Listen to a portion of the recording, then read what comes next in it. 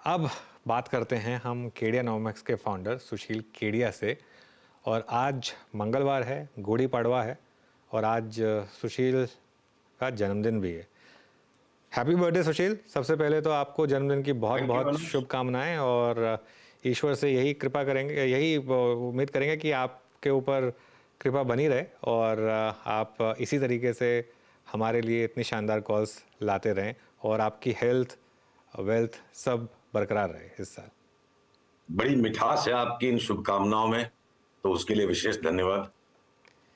सुशील, एक चीज़ मैं कहूँगा, पिछले साल यही हफ्ता था, आपको शायद याद हो या ना हो, आपने एक कॉल दी थी वोल्टास पर। वो भी आपका बर्थडे वीक था, जिसमें आपने कहा था एक का दो हो जाएगा। वो हाँ कई जी। कई टाइम तक चला नहीं वो, लेकिन जब चलना शुरू हुआ तो वाकई में उसने शानदार मोमेंटम आया और अब वो ऑलमोस्ट डबल हो गया उस लेवल से। पहले तो इस कॉल को रिविजिट करते हैं, यहाँ पर क्या करना है आप? अब यहाँ से मुनाफा खाना है और इसको वापस पिछले साल वाले भाव पे लेंगे 6 महीने बाद। ये देखिए, अगर पीसीआर मेरे स्क्रीन पे उस चार्ट को दिखा पा रहा है, इसकी पूरी चाल कंप्लीट हो गई है और लास्ट जो 2 दिन में इसका एक्सप्लोसिव मूव है, क्लाइमैक्स है।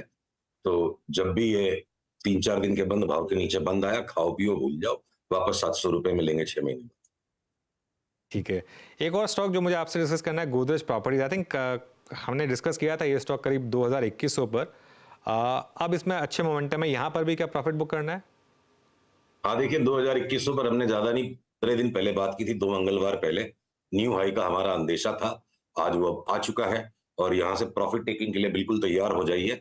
और जैसे ये आपकी लेटेस्ट अप ट्रेंड लाइन टूटती है, आज का लो टूटता है, उसके बाद इसको लॉन्ग होल्ड करने का कोई लॉजिक बनता ही नहीं है। वापस गोदरेज प्रॉपर्टीज भी 2100 में मिल जाएगा, तो कोई आश्चर्य नहीं। ओके, चलिए। अच्छा, अब एक आपका कुछ रिटर्न गिफ्ट, बर्थडे पिक क्या रहेगी आज की सुशील? ये बर्थडे पिक एक भाव क्रिएट कर देता है, खास करके जब हम स्टॉप लॉस बेस्ड विचार से चलते हैं। तो मैं आपको 2 बर्थडे गिफ्ट देता हूँ, एक नहीं, 2। एक देशी और एक परदेशी। हमारे आपके काफी एनआरआई दर्शक हैं, ग्लोबल कई फंड मैनेजर्स भी मुझे कहते हैं कि अनु, जब से हिंदी के चैनल में शिफ्ट हो गया, उन्हें हिंदी में सुनना अच्छा लगता है। तो देखिए, बाटा की जो चार्ट है हमारे सामने, मैं इसको थोड़ा लार्जर टाइम फ्रेम में दिखाऊं। बाटा की ये चार्ट मुझे लगता है 1350 की 10-20 रुपए की मंदी अपनी जगह पर है। यहाँ भी टुकड़े टुकड़े में आपको सौदा बनाना पड़ेगा, कोई अप ट्रेंड शुरू नहीं हुआ है। ये मेरा अनुमान है कि यहाँ से एक बहुत ही तीखा अप ट्रेंड शुरू होगा। जब तक वो शुरू नहीं होता है, बड़ी पोजीशन नहीं ले सकते। मे बी आप 1/3 ऑफ टोटल एक्सपोजर लीजिए और ये वीकली चार्ट पे आप देखो, जिस दिन ये 1600 के ऊपर चल पड़ेगा, तब मैं कहूंगा पोजीशन को 2 गुना या 3 गुना करो। और मुझे कोई आश्चर्य नहीं होगा कि बाटा अगले साल मार्च अप्रैल तक 2025 में ये 2600-2700 का भाव हो जाए। बाटा की एडवर्टाइजमेंट्स को देखिए, कभी खोल के, सोशल मीडिया पे भी आती है, और कभी उसके स्टोर पे जाइए। जिस लेवल की ब्रांड रिपोजिशनिंग इसकी चल रही है, और बहुत सारे पास्ट के जो कारण है, रिजल्ट्स और ले ऑफ्स और वो आपके वन टाइम सेटलमेंट्स, वीआरएस, तो की वजह होती है, तभी स्टॉक आज 20,000 की निफ्टी पे हमको बाटा उसी भाव पे मिल रहा है जब ये 12,000 की 13,000 की निफ्टी होती थी। तो मुझे बाटा एक बड़ा सेफ ट्रेड लगता है।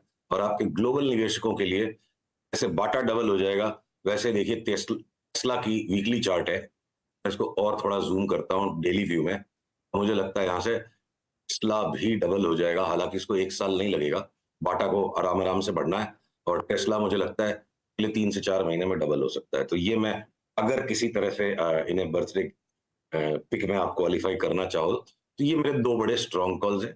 कोर्स टेक्निकल इन्वेस्टिंग और ट्रेडिंग में स्टॉप लॉसेस रखने होते हैं।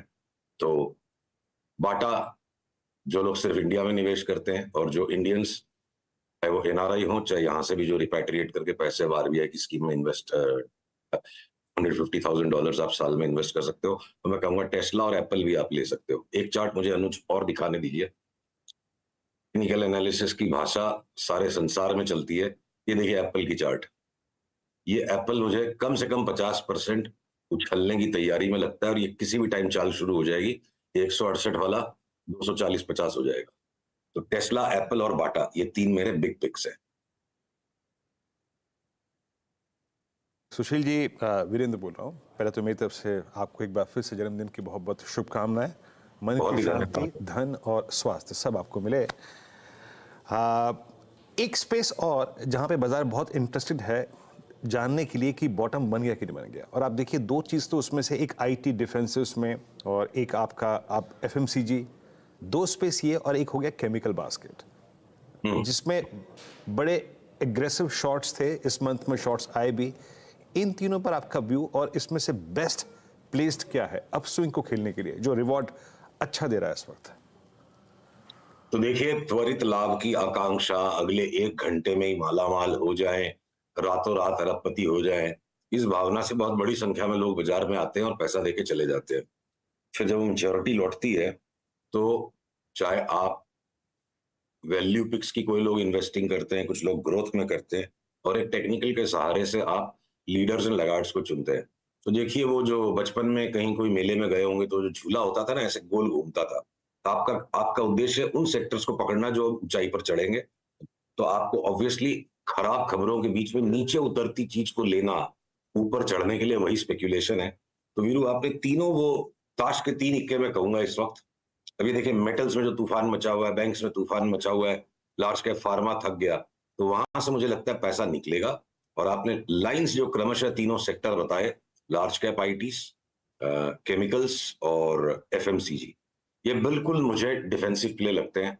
अगर निफ्टी में कोई 1000-1200 पॉइंट का करेक्शन आ गया, जिसको मैं रूल आउट नहीं कर सकता, अब हम 23,000 के आसपास हैं, तो ये सेक्टर्स में बहुत कम मार पड़ेगी। और अगर मार्केट इसी तरह चलता चला गया तो इन सेक्टर्स में सबसे ज्यादा पैसा बनेगा। तो हमारी सारी लॉन्ग्स अभी इन्हीं 3 सेक्टर्स में फोकस्ड है कि नई लॉन्ग्स हम उधर ही बना रहे हैं। इसमें साथ में आप एक मीडिया एंटरटेनमेंट को भी जोड़ दीजिए। तो ये 4 जो अंडर परफॉर्मर्स थे, वो गाना है ना, सबका टाइम आएगा, तब इन चारों का टाइम आएगा। तो इन चारों का टाइम आएगा। अच्छा, कुछ इसी अगर आप प्रकार के कुछ स्टॉक्स को देखिए जहां पे काफ़ी शॉर्टिंग थी, जिन्होंने पूरे पिछले 6 महीने में बाजार के अपस्विंग में पार्टिसिपेट नहीं किया, था पीवीआर, आप जुबिलेंट फूड, इन दोनों पर आपका टेक, सेक्टर स्पेसिफिक नहीं, स्टॉक स्पेसिफिक, इन दोनों पे पूछूंगा आपसे राय में। देखिए, पीवीआर पे अपनी पहले भी बात हो चुकी है कि पीवीआर मुझे यहाँ से 2200-2300 तक की चाल लगता है शुरू हो चुकी है। ऐसा लगता है उसको टुकड़े टुकड़े में सौदा बनाना पड़ेगा। वापस से आज पीवीआर को रीएम्फसाइज करते हैं, एक अप ट्रेंड शुरू हो चुका है। और अब जिस दिन ये 1430-40 के ऊपर निकलेगा, ठीक है, टेम्पररी रेजिस्टेंस 1460-70 का देगा, थोड़ा सा वापस वहां से पुल बैक आएगा। और रोज के ट्रेडिंग गेम्स अपनी जगह पे है, पर एक सेक्युलर रन पीवीआर में शुरू हो चुका है। और ये पिछले हाई को 1880 को क्रॉस करके 2100-2200 की तरफ चले। और जुबिलेंट तो आपका मेरा दोनों का ही फेवरेट सा स्टॉक रहा है वीरू, और इसे हम बहुत बार डिस्कस करते हैं। तो इस सेक्युलर डाउन ट्रेंड के बाद देखिए एक अपटिक इसमें शुरू हो गई है। Latest leg of down trend defied है, पर आने के बाद अभी साइडवेज कंसोलिडेशन दे रहा है। हमें टेबल थंपिंग बाई कॉल, बस ले लो, सोचो मत, ये भावना के साथ सौदा करेंगे। फिर 470 के ऊपर चल पड़ेगा। अगला पड़ाव 580 शिष्टाचार हेतु हुई हम कहेंगे, और वो 580 भी क्रॉस कर गया तो 720 भी जा सकता है। मतलब यहाँ मार खाने की जगह नहीं है, मिलेगा तो पैसा ही मिलेगा, मार नहीं पड़ेगी। ओके, अच्छा, इंडेक्स पर बात नहीं हुई, निफ्टी, बैंक निफ्टी पर क्या व्यू बन रहा है अब सुशील? ये बैंक निफ्टी और निफ्टी ने बेचने वालों को हर लेवल से थका दिया। फिर भी अब ये हमारा ऑक्यूपेशनल हैजार्ड है, इन पे हम रेंजेस को कॉल फॉर करें। देखिए, निफ्टी की चार्ट के ऊपर मैं वापस से इन लकीरों को ड्रॉ कर देता हूं। अब आप टायर सारे टॉप्स को अगर कनेक्ट कर देते हो, बहुत सिंपल सी चार्ट है, तो हम करीब करीब वहां आ गए हैं। 23,000, 30,050 का एक अगला रेजिस्टेंस हो सकता है। ये नीचे कहां तक जाएगा? देखिए, यहां पे भी एक रेजिस्टेंस आया था 22,600 का, 21,800 के नीचे नहीं गया बाजार।